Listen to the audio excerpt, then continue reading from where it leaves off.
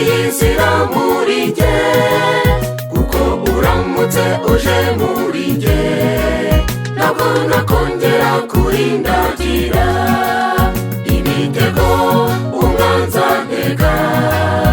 Uramutse wiyiziye muri jye ntabwo yakongera kunshibukana, kuko jyewe nkaba ngufite. Ibyo mvuga, ibyo nkora, aho ngenda, aho ntuye, aho hose Satani arahantegera, ariko Mwami ukamba bugufi. Ibyo mvuga, ibyo nkora, aho ngenda, aho ntuye, aho hose Satani arahantegera, ariko Mwami ukamba bugufi.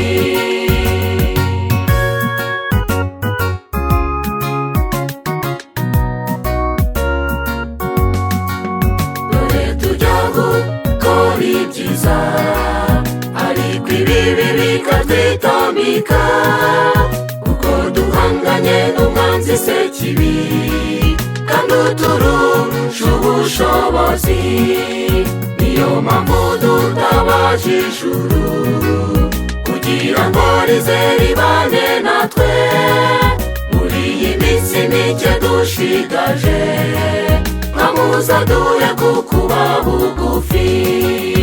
Ibyo mvuga, ibyo nkora, aho ngenda, aho ntuye, aho hose Satani arahantegera, ariko Mwami ukamba bugufi.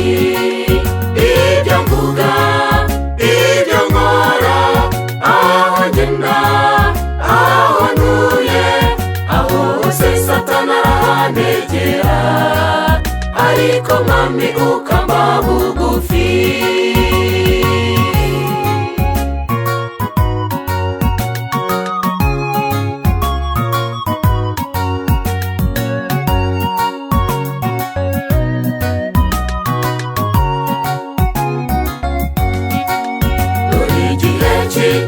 Kirasohoye, maze Umwami wacu Yesu akagaruka, akadukura muri iyi si mbi, akatwijyanira iwe mu ijuru, aho tuzabana kubabara, aho tuzabana guhangayika, muri icyo gihugu cy'amahoro masa. Nshuti duharanire kuzabayo.